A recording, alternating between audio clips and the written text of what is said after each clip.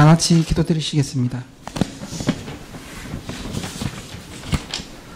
연약한 저희들을 깊은 웅덩이와 수렁에서 끌어주시고 든든한 반석 위에 세워주신 하나님, 오늘도 저희 가운데 은혜를 허락하셔서 함께 모여 주의 죽으심과 부활을 기억하고 저희가 택함 받은 자임을 기억하며 예배드릴 수 있도록 허락하심을 감사드립니다.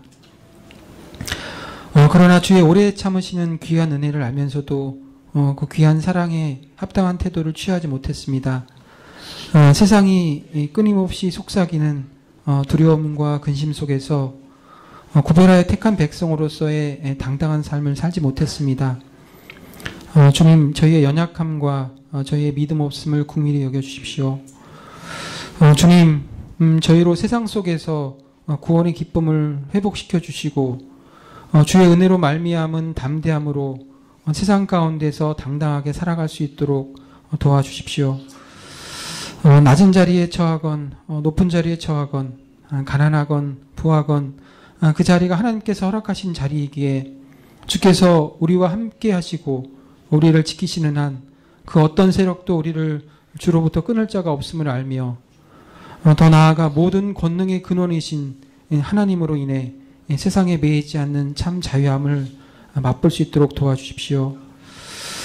주님, 주께서 피로 값주고 사신 이 민족의 교회가 썩은 향기가 아닌 그리스도의 향기로 이 세상 가운데 가득하게 할 수 있는 힘을 회복시켜 주시기 원합니다. 믿음의 선진들이 보여주었던 빛과 소금의 역할을 회복하여 이 시대 가운데 충실히 감당할 수 있도록 도와주시고 세상 속에서 지켜가야 할 기독교적인 가치들을 선포하며 견고하게 지켜나갈 수 있도록 도와주시기를 간구합니다. 주님, 성가교회가 구약 이스라엘 백성들을 향해 끊임없이 외쳤던 선지자들처럼 이 시대 가운데 주의 바른 말씀을 외치는 교회가 되도록 하시며 이 시대에 본이 되는 교회의 모습을 갖추어 나가기를 원합니다. 담임 목사님과 교육자들에게 은혜를 허락하셔서 주께서 말씀을 통해 계시하는 것에 더욱 민감하게 하시고 주께서 허락하신 말씀을 담대하게 전할 수 있는 은혜를 주시기를 원합니다. 세우신 장로님들과 직분자들에게도 주님의 은혜 위에 은혜를 더하셔서 이 교회가 바로 세워질 수 있도록 하시고 구체적이고 실천적인 부분까지도 지혜를 허락하시기를 간절히 원합니다. 주님, 저희 교회에 다양한 형태의 어려움을 겪는 가정이 있습니다. 경제적인 고통, 육체적인 고통, 정신적 고통, 관계적인 고통, 이 세상에 많은 질고를 안고 있는 가정을 주께서 기억해 주시기를 원합니다. 주께서 각 가정의 어려움을 기억하셔서 하나님의 손길로 위로해 주시고 주께서 정하신 합당한 때를 따라 문제를 해결해 주시기를 원합니다. 저희가 흙으로 지음받은 연약한 자임을 아시오니 저희로 너무 오래 어려움 속에 있게 마옵시고 저희에게 피할 길을 허락하시기를 원합니다. 주님, 저희 교회 가운데 많은 어린 자녀를 허락하셨는데 이 아이들이 어릴 때부터 창조주 하나님을 기억하며 주의 바른 교훈 속에서 자라날 수 있도록 은혜를 허락해 주십시오. 특별히 27일과 28일에 있을 겨울 성경학교를 통하여 아이들 가운데 하나님이 어떠한 분이신가 알아갈 수 있도록 하시고 또한 이 일을 위해 애쓰고 수고하는 교육자들과 교사들에게 은혜를 허락하시기를 구합니다. 주님, 이 시간 성령 하나님께서 저희가 드리는 예배 가운데 임재하시기를 원합니다. 듣는 자와 전하는 자 모두에게 주의 은혜가 함께할 수 있도록 도우시옵소서. 예배의 시작과 끝을 의탁하오며 예수님의 이름으로 기도드립니다. 아멘.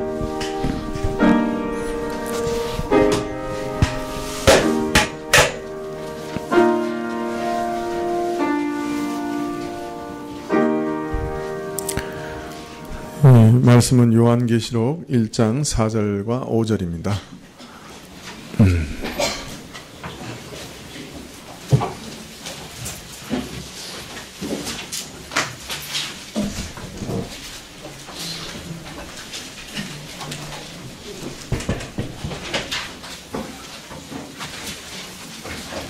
요한계시록 1장 4절부터 5절까지 함께 교독하시죠. 요한계시록 1장 4절부터 5절.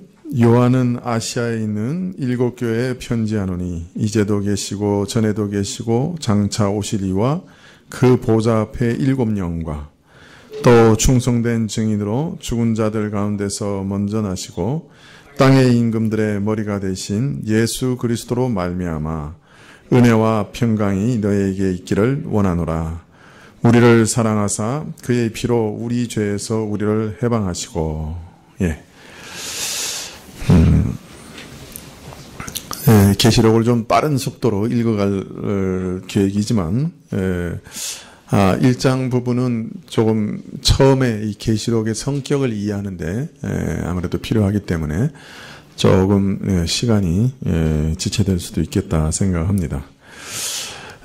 우리는 1장 1절부터 3절까지 역사의 주인이신 예수님, 역사의 비밀의 인을 뗄 수 있는 유일한 분이신 예수님께서 요한에게 계시하신 내용을 보았습니다. 요한에게 계시하신 이 일들이 속히 반드시 일어날 것에 대해서 말씀하시는 것을 보았죠. 속히 반드시 일어날 일에 관한 것이다 하는 이 말씀에는 두 가지 뜻이 있습니다. 하나님께서 이미 결정하셨으므로 누구도 변개하거나 막을 수 없기 때문에 이 요한이 계시하는 일들은 반드시 일어날 것이다 하는 뜻이 있고, 또 하나는 속히 일어날 것이다 하신 것은 물리적 시간으로 한두 달, 200년 이런 식으로 계산하여 금방 일어날 일들이라는 그런 말씀이 아니라 역사가 이제 마지막 단계에 이르러 급박하게 진행될 것이다 하는 것을 알리는 말씀이라. 하나님께서 신속하게 그 계획과 약속을 이루시고 그 경륜을 이제 완성하시리라. 한가롭게 느긋하게 계신 것이 아니라 서둘러 이 모든 일들을 이루시리라. 그것을 표현할 때 속히라고 표현하셨다. 그렇게 말씀드렸습니다. 요한은 예수 그리스도로부터 상징으로 표로 계시받은 이 하나님의 말씀을 진실하고 충실하게 기록하여 알렸고, 이 말씀을 읽고 듣고 지키라고 또한 명하고 계십니다.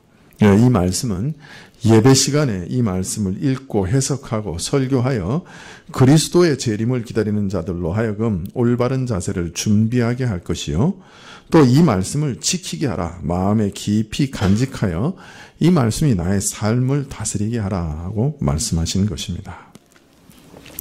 이런 서두의 말씀에 이어 오늘 말씀에 보면 4절에 요한은 아시아에 있는 7교회에 편지하노니 이제도 계시고 전에도 계시고 장차 오시리와 그 보좌 앞에 7영과 또 충성된 증인으로 죽은 자들 가운데서 먼저 나시고 땅의 임금들의 머리가 되신 예수 그리스도로 말미암아 은혜와 평강이 너에게 있기를 원하노라. 이렇게 말씀하고 있습니다. 먼저 요한은 아시아에 있는 7교회에 편지하노니 이렇게 말하고 있는데요. 지난 시간에도 말씀드렸지만 계시록은 구약의 선지서의 형식을 띠고 있는 동시에 또한 신약의 서신의 형식을 띠고 있습니다.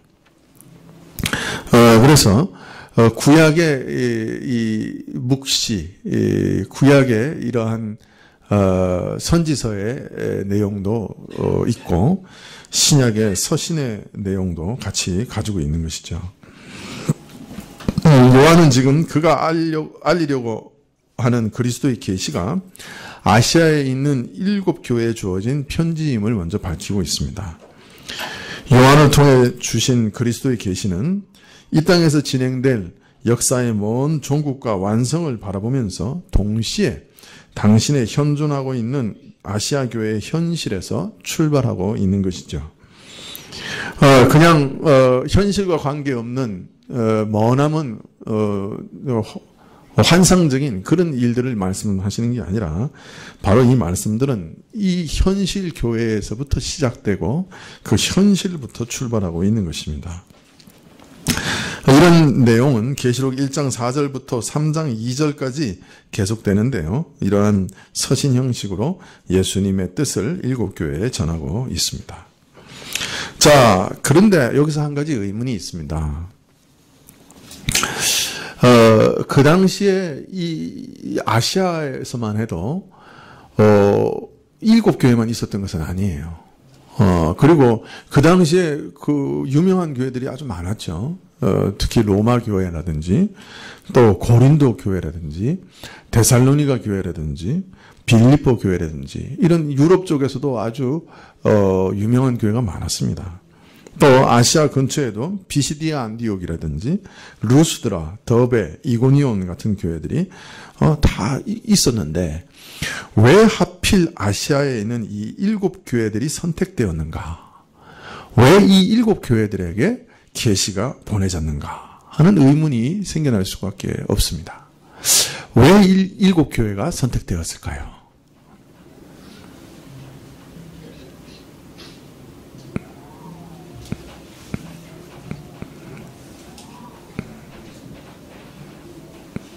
네, 공통점이 있다면 이 교회들은 에베소에 바로 인접해 있는 교회죠.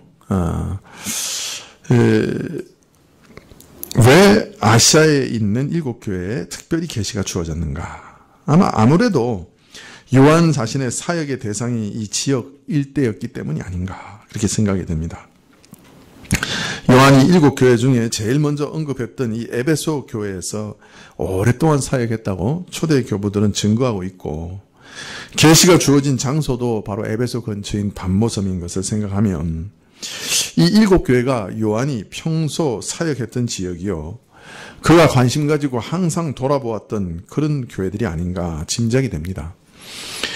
예수님께서 지금 요한이 항상 관심 가지고 기도하였던 그리고 돌아보았던 그 교회들에 자신의 메시지를 보내시고 계신다. 이렇게 이해할 수가 있을 것입니다. 자, 그런데 여기 한 가지 더 의문을 가질만 한데요. 왜 꼭 7교회냐 하는 겁니다. 왜냐하면 이 7교회 맨 마지막에 언급되어 있는 라오디기아 교회가 나오잖아요. 근데 우리가 잘 아는 골로새 교회는 바로 이 라오디기아 교회 바로 옆에 있는 교회입니다. 바로 옆 동네예요. 그럼 왜 골로새는 포함이 안 됐을까? 왜 꼭 이 7교회야만 했느냐? 이런 의문이 들 수 있을 것입니다. 여러분은 물론 안 드시겠지만 왜 그런데 꼭 7일까요?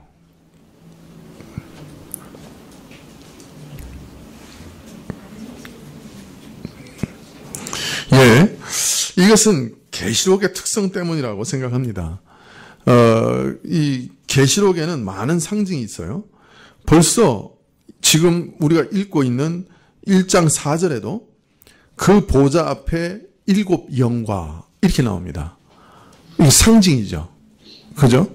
그래서 이 계시록에는 상징이 가득하기 때문에 그 숫자도 사실 상징적인 것이 참 많습니다. 그래서 계시록에서 나오는 숫자는 그냥 의미가 없는 숫자가 아니에요. 항상 그 숫자 안에도 어떤 상징이 들어 있습니다. 7이라는 숫자가 이 계시록에 엄청 많이 나옵니다.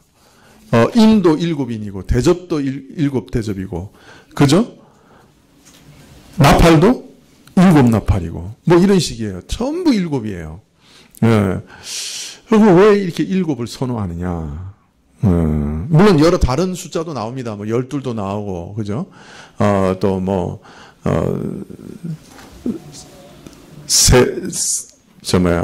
3년 반도 나오고 뭐 여러 가지 숫자들이 많이 나오는데 그러나 이것도 다 상징적인 뜻이 있습니다.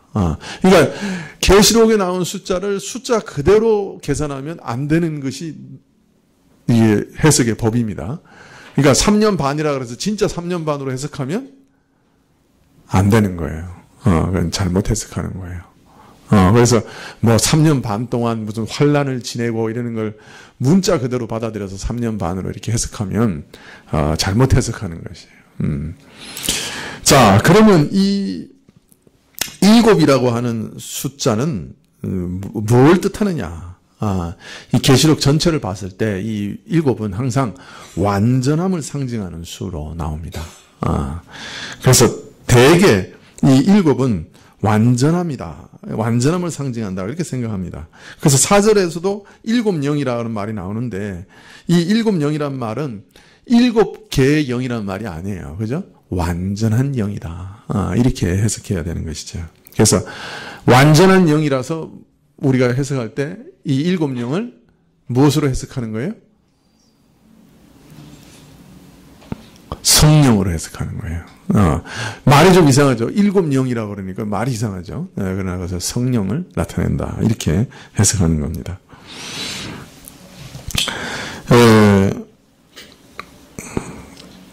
그래서 이 7이라는 숫자가 갖는 이런 상징적인 의미를 고려한다고 하면 여기 7교회라고 하는 표현은 단순히 그 이름이 언급된 7교회만을 뜻한다기보다 온전한 수의 교회, 즉 모든 교회들을 다 포함하는 전체를 가리킨다고 볼 수 있습니다. 따라서 7교회는 이 땅에 존재하는 교회 전체를 대표하는 것으로 보는 것이 옳을 겁니다. 그렇다고 하면 나 요한은 아시아에 있는 7교회에 편지하노라 하는 말로 시작되는 이 계시의 말씀은 7교회를 지칭하고 주신 이 계시의 말씀은 아시아의 7교회만을 위한 말씀이 아니라 모든 세대, 모든 교회들에게 이 땅에 존재하는 시대를 물어나고 모든 교회에 주신 말씀이라 그렇게 말할 수 있을 것입니다. 이 모든 교회에다가 말씀하신 것에 대한 증거가 있나요? 7교회만 꼭 그 당시에 그 지역에 있었던 7교회만 말씀하시는 게 아니라 그 7교회는 앞으로 오고 오는 모든 교회를 다 포함하고 있는 상징적인 교회들이라고 하는 것을 증거하는 어떤 증거가 계시록에 있나요?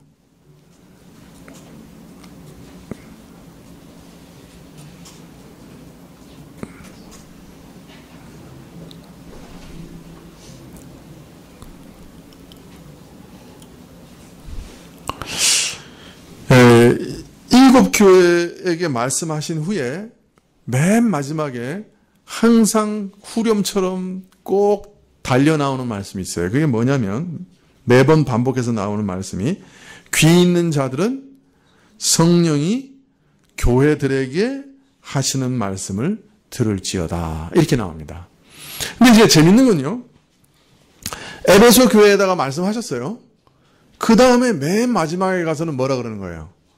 귀 있는 자들은 성령이 누구에게? 에베소 교회에게 말씀하시는 말씀을 들을지어다. 이렇게 나와야 되는 거예요. 왜냐면 에베소 교회에다가 다 말씀하시고 마감하는 말이니까. 그런데 거기 뭐라고 써져 있냐면 귀 있는 자들은 에베소 교회에 말씀하는 성령 이렇게 안 해요. 귀 있는 자는 성령이 교회들에게 말씀하시는 것을 들을지어다. 이렇게 돼요. 그러니까 에베소 교회에다가 말씀하셨지만 그 메시지는 누구에게 전하고 있는 거예요? 모든 교회들에게 전하는 메시지라는 거예요. 무슨 말인지 이해가 되세요? 그렇기 때문에 이 7이라고 하는 것도 어떤 면에서 왜 7이 선택되었느냐? 모든 세상의 교회를 대표하는 교회로 7교회가 선택된 것이고, 지금 이 7교회에 말씀하시는 메시지는 단순히 아시아 지역에 위치해 있었던 그 7교회만 주어지는 것이 아니라 오고 오는 모든 교회에게 주어지는 메시지다라고 우리가 읽을 수가 있는 것입니다. 그렇기 때문에 모든 교회에다가 말씀하신 후에 맨 마지막에 꼭 뭐라 그러는 거예요? 성령께서 모든 교회들에게 말씀하시는 것을 들을지어다. 귀 있는 사람은 들어라. 그렇게 마치고 있는 것입니다. 그래서 이 7교회에 말씀하신 것은 오고 오는 교회에다가 말씀하고 있는 성령의 음성인 것이죠. 7교회는 이 땅에 존재하는 모든 교회를 대표하는 교회입니다. 자, 그래서 어떤 면에서는요, 각 교회의 유형을 따져보면 이 7교회 중에 한 교회 정도 들어갈 수 있어요. 우리 교회는 이 7교회 중에 어떤 교회의 특성을 가지고 있을까? 흥미로운 거죠. 그리고 또 어떤 분들은 이걸 또 더 확대해가지고 교회 전체 역사를 7개의 역사의 교회로 이렇게 나누는 분들이 있어요. 그래서 에베소 교회는 초대 교회고 뭐 이런 식으로 빌라델비아 교회는 마지막 때 교회고 재림 직전의 교회고 그래서 7개의 교회는 7교회의 교회 역사를 얘기한다. 이렇게 해석하는 사람도 있어요. 그러니까 역사적인 해석이라고 그러는데요. 그러나 이런 해석에는 좀 문제가 있어요. 왜냐하면 그렇게 해석하는 사람이 속해 있는 교단이 다 빌라델비아 교회야. 빌라델비아 교회만 예수님이 꾸중이 없거든요. 그게 자기들이 최고 빌라델비아 교회라는 거예요. 괴로워요. 그렇게 해석하면. 예. 그리고 자기 교회가 빌라델비아 교회라고. 그래서 우리 교회로 와야 된다. 그래서 순복음 교회에서 해석하면 순복음 교회가 빌라델비아 교회다. 뭐 이렇게 이제 그런 식으로 해석을 하는 거죠. 예.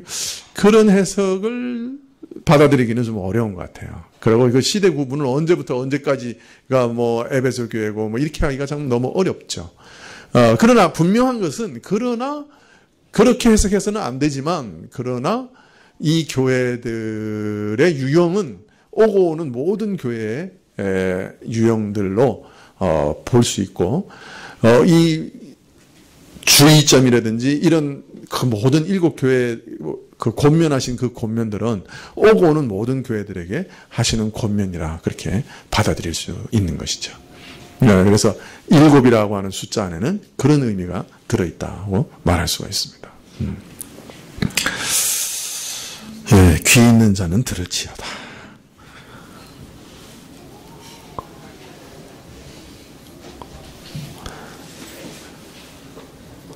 듣는 사람이 없네.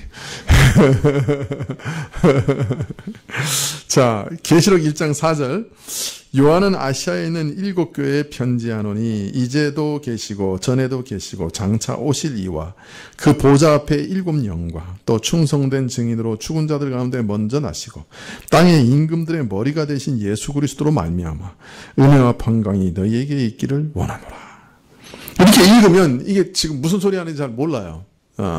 왜냐하면 너무 길어서. 통상 성경의 서신들은 누구가 어느 교회에 편지하노니 하나님과 예수 그리스도로 말미암아 은혜와 평강이 너희에게 있기를 원한다 하는 간략한 기원들이 늘 붙어 있습니다. 뭐 바울이 뭐 빌립보 교회에 편지하노니 하나님과 그리스도로 말미암아 은혜와 평강이 너희에게 있기를 원하노라. 뭐 이런 식이에요. 그죠? 그런데 오늘 이 계시록에는 그 전통을 따르고 있지만 다른 서신에서 하나님과 예수 그리스도로 말미암아 은혜와 평강이 있기를 하는 부분이 계시록에는 엄청 깁니다. 그러니까 하나님과 예수 그리스도를 수식하는 긴 수식어가 붙어 있습니다. 그래서 이것을 읽으면 이게 이 하나님 그 기원의 내용이 명확하게 잘 드러나지는 않습니다. 그래서 우리 가진 성경은 좀 더 분명하지 않은데요. 이 직역을 좀 해보면 이렇게 직역할 수 있습니다.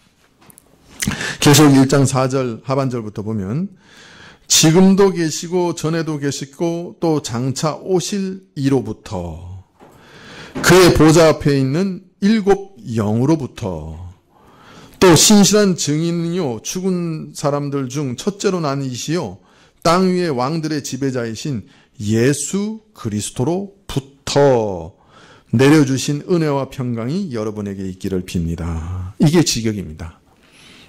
무슨 말인지 이해가 되십니까?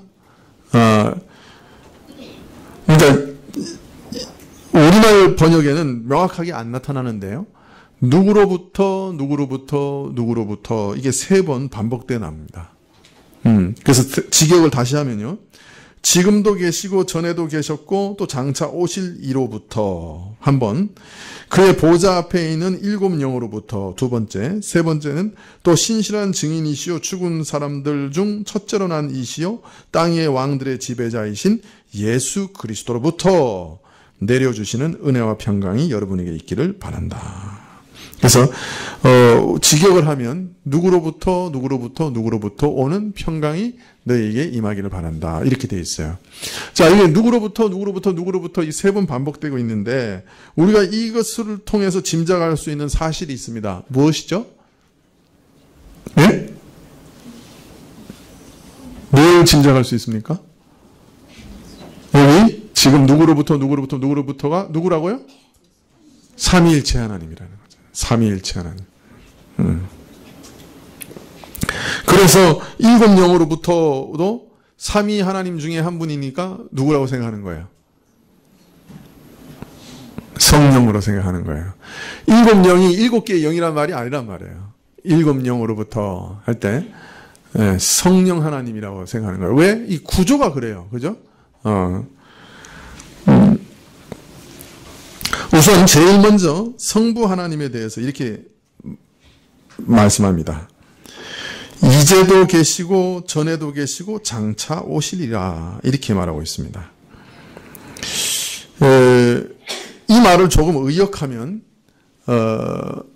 스스로 계시고 전에도 계셔왔고 장차 오시리라 이렇게 번역할 수 있습니다. 저는 이 번역이 좀 좋다고 생각하는데요. 다시 말씀드리면 스스로 계시고 전에도 계셔왔고 장차 오시리라 이렇게 의역할 수 있습니다. 우리나라 성경대로 하면 잘 보세요.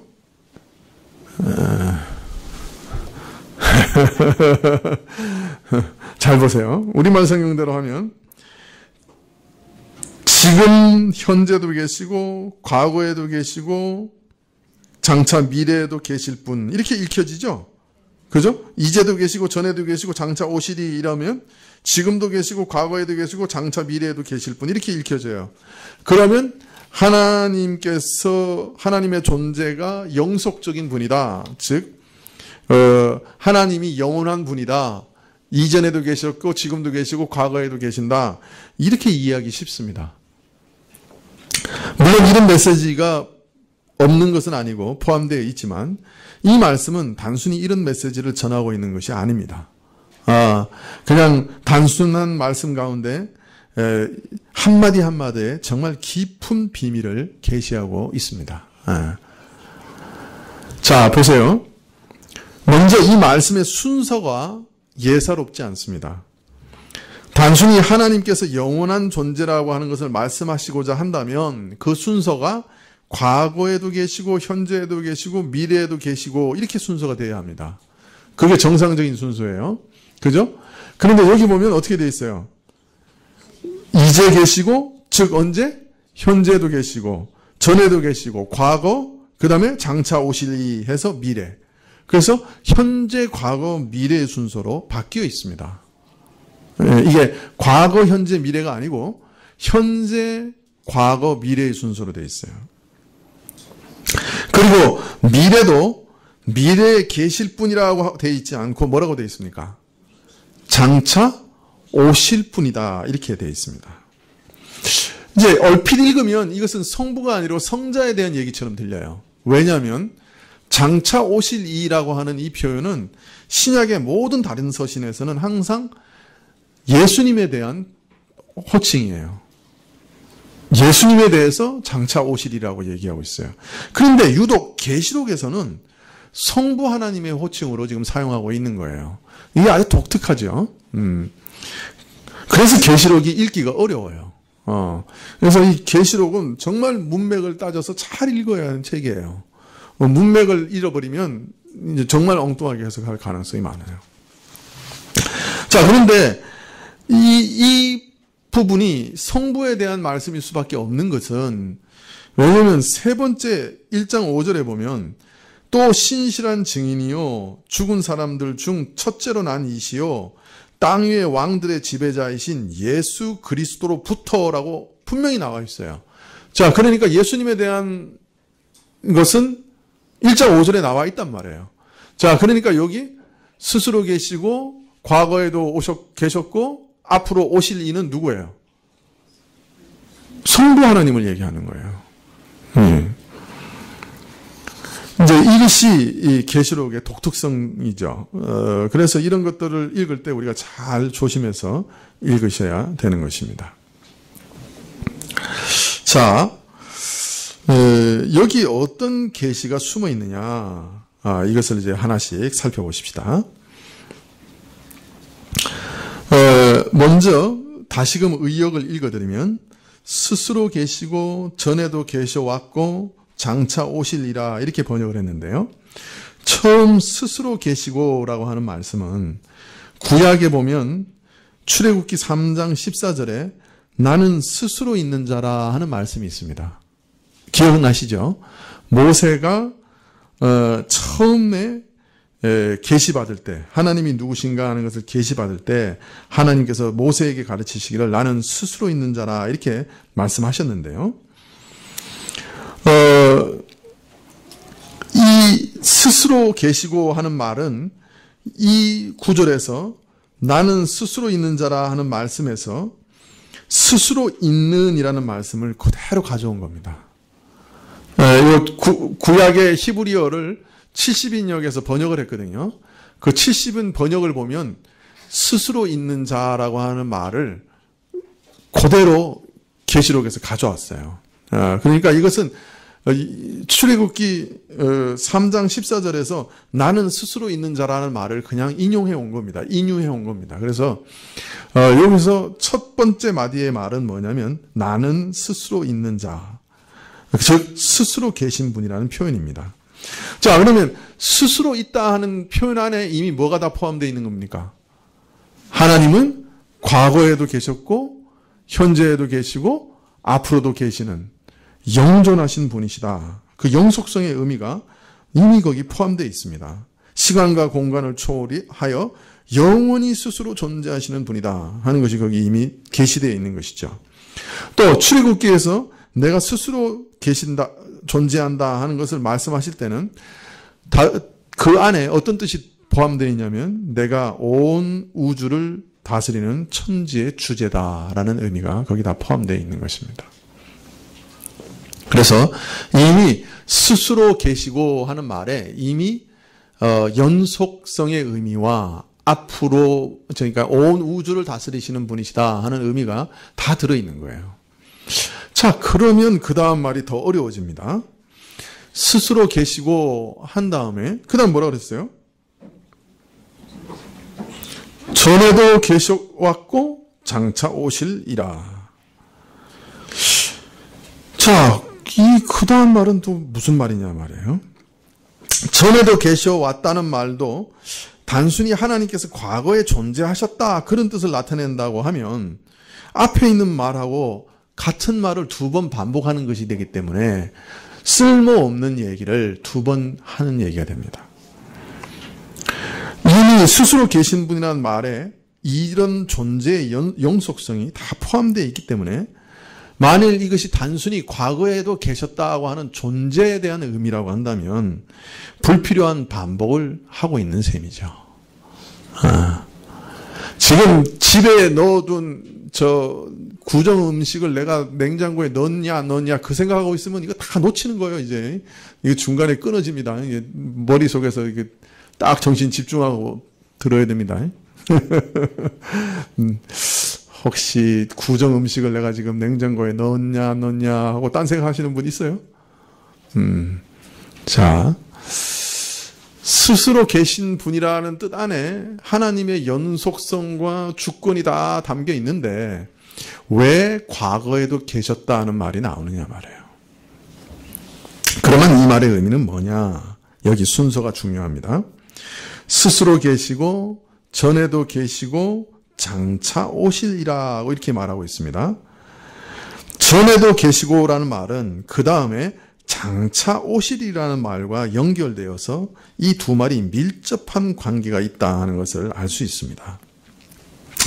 장차 오실이라고 한 것은 하나님께서 이 땅 역사 속에 들어오실 것을 알리는 말입니다. 장차 오실 것이라고 한 것은 하나님께서 미래에도 계실 뿐이다 그런 뜻만 아니라 장차 이 땅 역사 속에 들어오시고 개입하셔서 이 땅의 역사 가운데 역사하실 분이라는 말입니다. 장차 이 땅의 역사에 개입하실 분이기 때문에 그 계획을 우리에게 알리시는 것이 요한계시록이잖아요. 그죠? 그래서 장차 역사 속에 개입하실 분이라는 뜻입니다. 자, 만일 장차 이 땅 역사 속에 들어오시고 개입하실 분이라고 하는 이런 뜻이라고 한다면 전에도 계셔왔다는 말은 무슨 뜻이 되겠습니까? 앞으로 오신다는 말이 장래의 역사 가운데 하나님께서 개입해 오시고 장래의 역사를 움직이실 것이라는 의미라고 한다면, 과거에도 오셨다, 과거에도 계셔 오셨다는 말은 무슨 뜻이 되겠습니까? 과거에도 역사에 개입해 오셨다, 그런 뜻이 됩니다.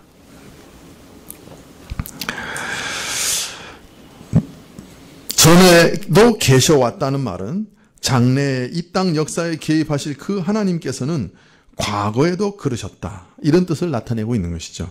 과거 역사 속에서도 개입해 오셨다. 과거의 역사를 주관하시고 인도하시고 주권적으로 움직여 오신 분이다, 그런 뜻입니다. 자, 이런 이해를 바탕으로 살펴보면, 이제도 계시고 전에도 계시고 장차 오실이라고 하신 그 말씀의 뜻을 해석한다면 이렇게 말할 수 있습니다. 이처럼 시간을 초월하여 언제나 계시며 스스로 계신 하나님께서 하늘로부터 이 땅 역사 속에 개입하시되 과거에도 개입해 오셨고 앞으로도 개입하실 것이다, 이런 뜻이 되는 것이죠. 그냥 휙 읽는 거하고 저 뜻이 전혀 달라져 버렸죠.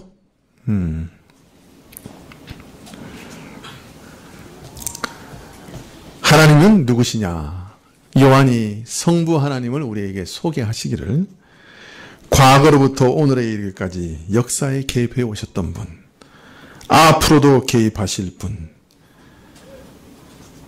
달리 말하면 영원부터 지금까지, 지금부터 영원까지 역사를 주관하시는 역사의 주인께서, 그 역사의 주인으로부터 영원히 존재하시면서 역사를 주관하시는 역사의 주인으로부터 너희에게 은혜와 평강이 많을지어다, 지금 이렇게 얘기하고 있는 거예요.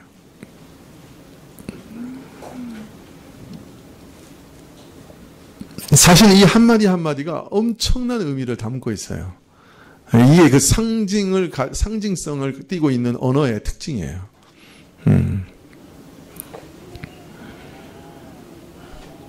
그래서 일곱영이라고 하는 것도 스가랴서와 출애굽기를 쫙 연결시키면 어마어마한 의미가 거기서 나와요. 그건 이제 다음 시간에 좀 말씀을 드리려고 하는데, 사실 이 요한은요, 얘기하는 게 전부 구약에서 다 나왔던 거예요. 일곱영이라는 말도 그냥 뚝 떨어져서 나온 게 아니에요. 구약에서 다 나온 얘기들이에요. 그걸 가지고 온 거예요. 오늘 성부 하나님에 대해서도 출애굽기에 계시됐던 그 하나님의 그 의미를 그냥 가져온 거예요. 그죠? 그리고 시편에 계시된 하나님의 그 모양을 그대로 가져온 거예요. 그래서 사실 구약을 모르면 요한계시록은 해석할 길이 없는 책이에요. 구약과 떨어뜨려서 해석을 시작하면 이상한 말이 돼요. 요한계시록이. 그래서 오늘 얼핏 읽으면 그냥 옛날에도 계셨고 현재도 계시고 앞날도 계신 분이다, 이렇게 읽을 수 있어요. 그러나 자세히 읽어보면 영원히 스스로 존재하시는, 자존하시는 하나님, 그러면서 과거에서도 역사를 주관하시고 지금도 주관하시고 앞으로도 주관하실 역사의 주인께서 너희에게 평강과 은혜를 주시기를 원한다, 그런 의미가 되는 것이죠. 그래서 계시록 1장 8절에 다시금 이 주 하나님에 대해서 소개하면서 주 하나님이 가라사대 나는 알파와 오메가라, 이제도 있고 전에도 있었고 장차 올 자요 전능한 자라 하시더라. 그래서 여기는 이제 계시가 두 가지가 더 붙어요. 하나는 알파와 오메가다. 그게 뭐예요? 알파와 오메가는 뭐예요? A부터 Z까지다, 이런 말이거든요. 그 헬라어의 알파벳 순서가 알파가 제일 처음이고 오메가가 맨 마지막이잖아요. 그래서 알파 오메가라는 말은 처음이요 나중이라, 그런 뜻이기도 하고. 그러면 알파 오메가는 무슨 뜻이에요? 처음이요 나중이라는 말이 무엇의 처음이요 나중이란 말이에요? 역사의 처음이시자 마지막이신 분, 역사를 시작하신 분이고 역사를 마감하시는 분, 역사를 계획하시고 역사의 주인이시고 역사를 그 뜻대로 이끌어 가실 분. 그래서 스스로 계셔서 이전에도 역사에 개입하셨고 앞으로도 역사 가운데 개입해 오실 분이고, 그리고 또 하나 더하여 그래서 전능하신 분. 그의 뜻대로 모든 것을 이루시는, 그가 하고자 하는 일을 모두 다 이루실 수 있는 전능하신 분이시다. 이렇게 1장 8절에 다시금 계시하고 있습니다. 알파와 오메가라는 말은 바로 이 말이에요. 역사를 처음부터 끝까지 다스리는 분이다. 그런 의미인 것입니다. 얼마나 이 계시록은 앞으로 있을 역사를 얘기하면서 그 역사의 계시의 주체이신 하나님이 누구시냐? 역사의 주인이시다. 탁 선명하게 나타내고 있는 것이에요. 우리가 믿는 분은 누구시냐? 역사의 주인이시다. 역사는 하나님을 빼면 아무것도 아니에요. 그래서 세계에서 가장 공허한 학문이 몇 개 있는데, 첫째는 심리학이요. 계시를 제외하고 인간을 아는 것은 그건 불가능해요. 아무리 따져봤자 어둠을 헤매는 것뿐이에요.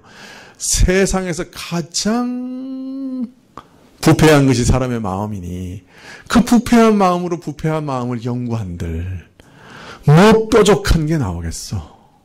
그래서 뭐 대단한 것을 발견한 것 같지만 심리학만큼 많은 돈을 들이고 건질 열매가 없는 학문이 별로 없을 거예요.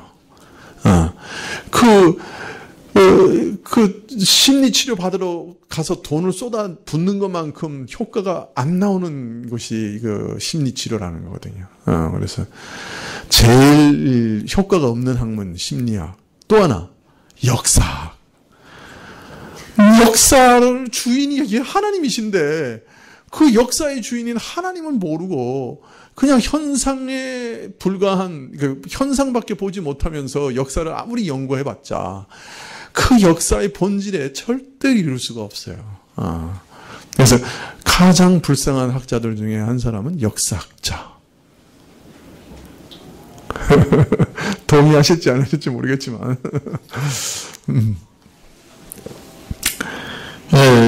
현대 역사학자들은 역사가 그 나름의 내적인 동력에 의해 움직여간다고 생각합니다. 예를 들면 이런 거죠. 프랑스 대혁명이 왜 일어났느냐? 대혁명이 일어나기 몇 해 전부터 흉년이 들어서 대기근이 일어났다. 이것이 바로 프랑스 대혁명이 일어난 원인이다. 이제 보통 요새 아주 유행하는 경제적인 입장에서 역사를 바라보는 그런 거죠. 그런 관점이죠. 그래서 이런 역사 안에 있는 내적 원인을 찾아서 역사 현상을 설명하고 오늘날의 역사도 이해하고 오늘날 사회도 이해하려고 하는 것이 이제 역사의 이제 화두인데, 그러나 문제는 프랑스에 그 전에 있었던 많은 흉년과 기근들, 그보다도 더 큰 흉년과 기근들이 얼마든지 있었는데 그 전에는 왜 대혁명이 같은 혁명이 일어나지 않았느냐 하는 물음에는 대답하기가 곤란한 것이죠. 물론 역사를 이런 단순한 원인으로만 설명하는 것이 아니라 다양한 원인을 들어 설명하지만 그런 다양한 원인들은 늘 존재하였고 그런 원인들이 더 깊이 더 오랫동안 있어 왔지만 왜 그 시점에서 대혁명이 발화되었느냐, 그것은 설명하기가 어려운 것이죠. 마리 앙뚜아네트라고는 여자 때문이었나? 그 말이 됩니까?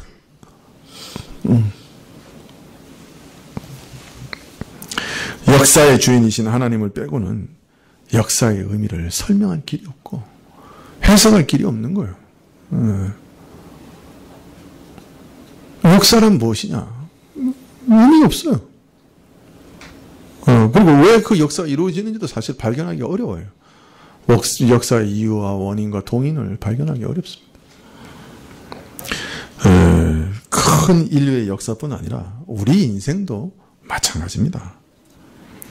만일 우리 인생의 주인이신 하나님이 빠져버리면 우리 인생 아무것도 의미가 없어요. 그러나 만일 우리 인생의 주인이 하나님이시고 자신의 가장 선하신 계획을 따라 우리 인생을 이끌고 가시고 마지막으로 우리 인생으로 영원과 잇대어 살게 하실 것이다 하는 사실을 우리가 알게 되면 우리 인생은 전혀 새로워지죠. 만약 우리가 이 사실을 놓쳐버리면 어떻습니까? 우리 인생은 그냥 태어나서 아비규환 같은 그냥 그런 세상에서 그냥 죽지 못해 살다가 그냥 밥 먹고 애 낳고 살다가 그저 늙고 병들어서 죽어버리는 아무 의미가 없는 허무한 인생으로 드러나고 말 겁니다.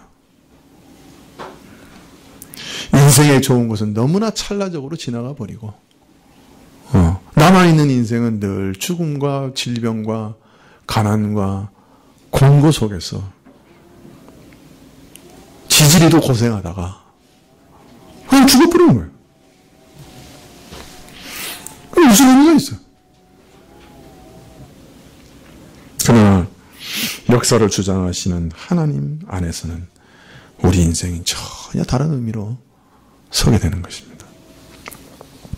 하나님께서 역사의 주인이시오 내 인생의 주인이시다 하는 사실을 발견하게 되면 우리는 우리 자신의 인생의 혼돈되고 안타까운 모습 뒤에 있는 하나님의 놀라운 계획을 발견하게 됩니다.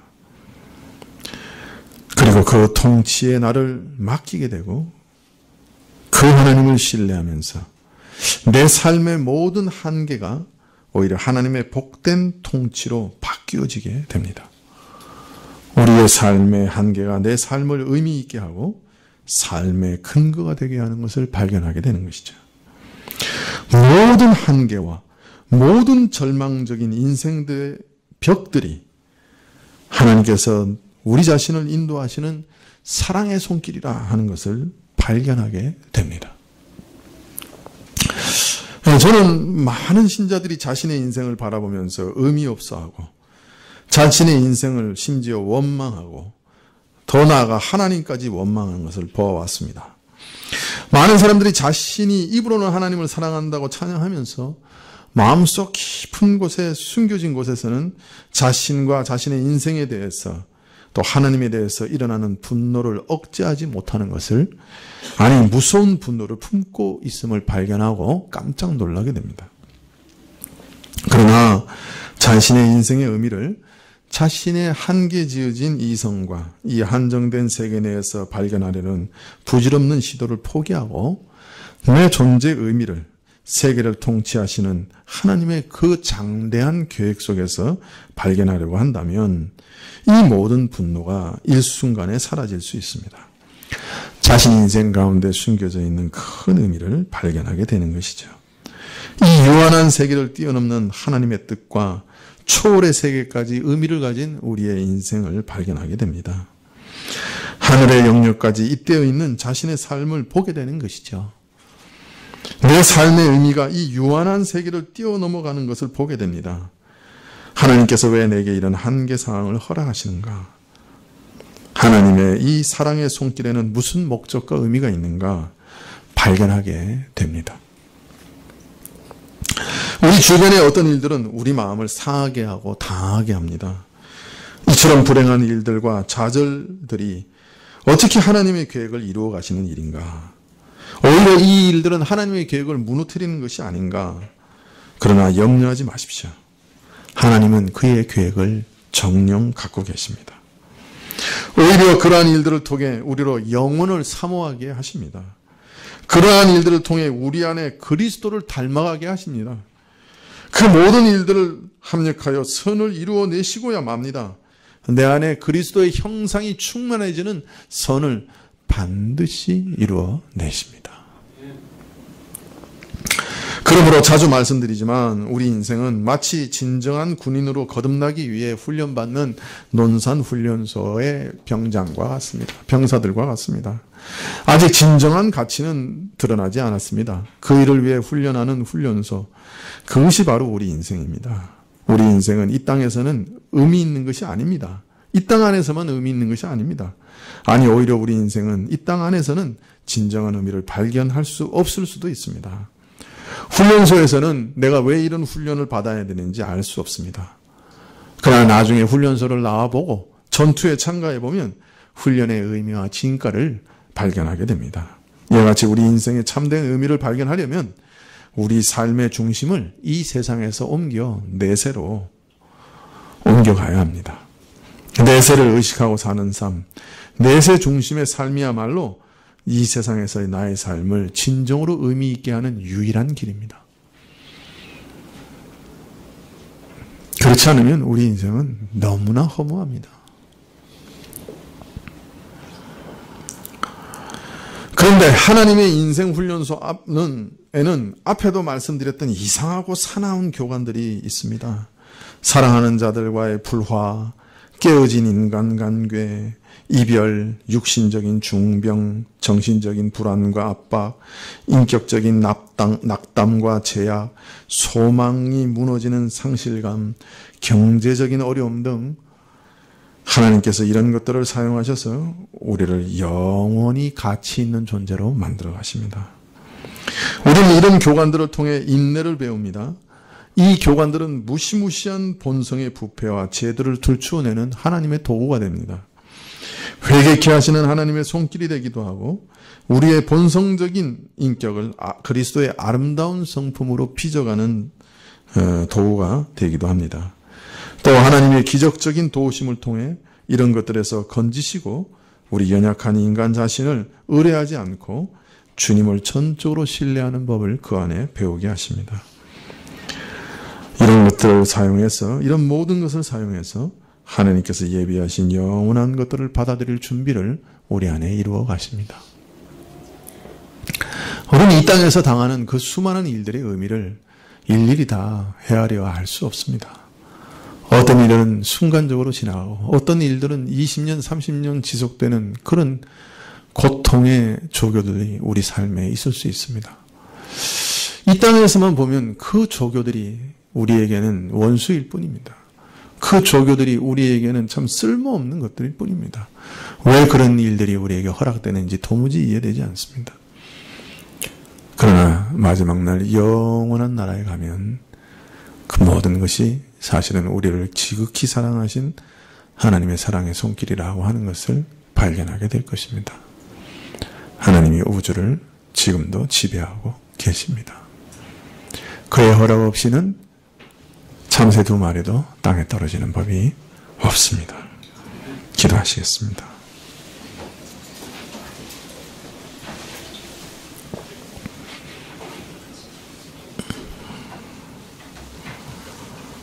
우리는 내가 사랑했던 자들과 불화하는 일들 속에서 마음이 깨어집니다.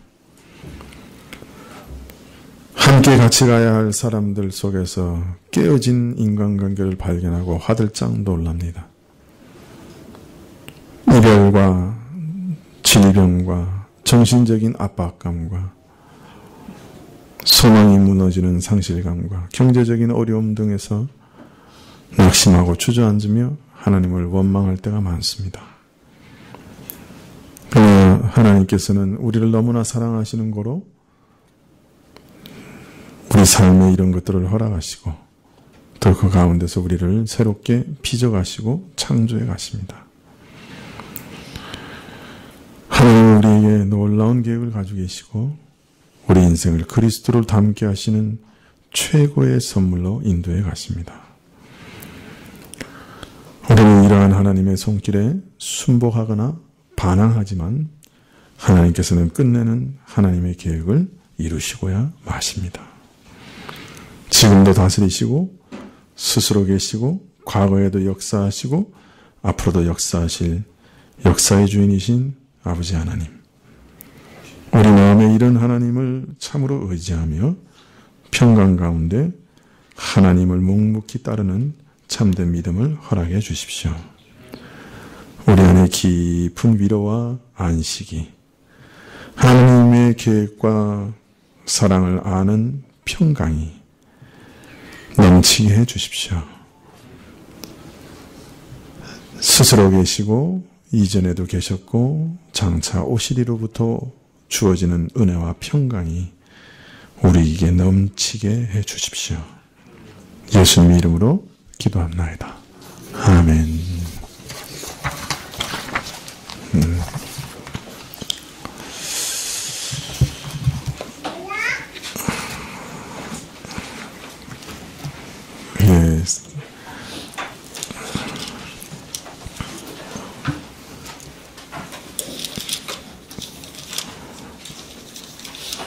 449장 한 장도 찬송하시겠습니다.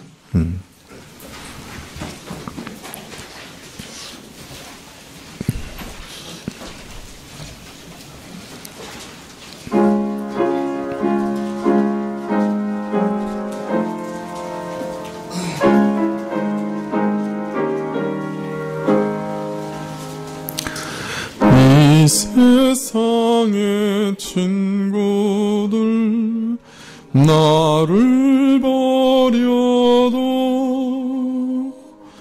나를 사랑하느니 예수뿐일세. 예수 내 친구 날 버리지 않네. 온 천지는 변해도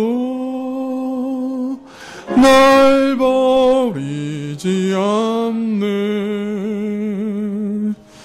검은 구름 덮이고 광풍이 일어도 예수 나의 힘되니 겁낼 것 없네. 예수 내 친구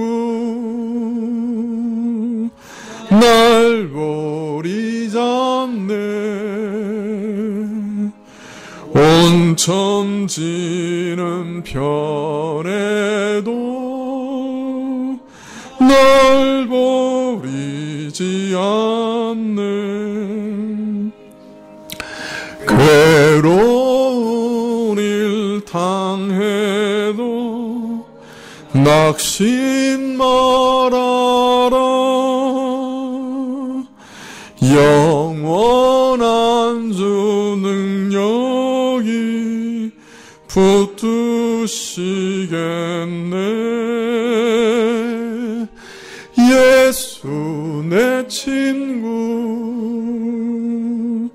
날 버리지 않네.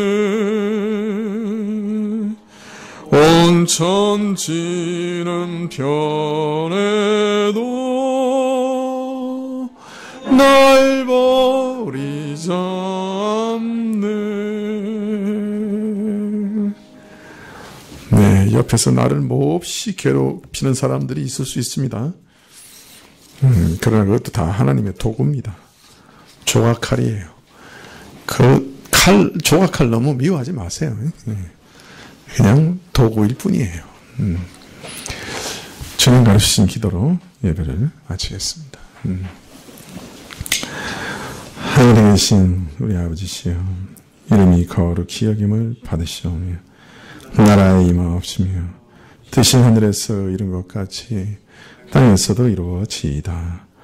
오늘날 우리에게 일용할 양식을 주옵시고 우리가 우리에게 죄 지은 자를 사하여 준 것 같이 우리 죄를 사하여 주옵시고 우리를 시험에 들게 하지 마옵시고 다만 악에서 구하옵소서. 대개 나라와 권세와 영광이 아버지께 영원히 있사옵나이다. 아멘.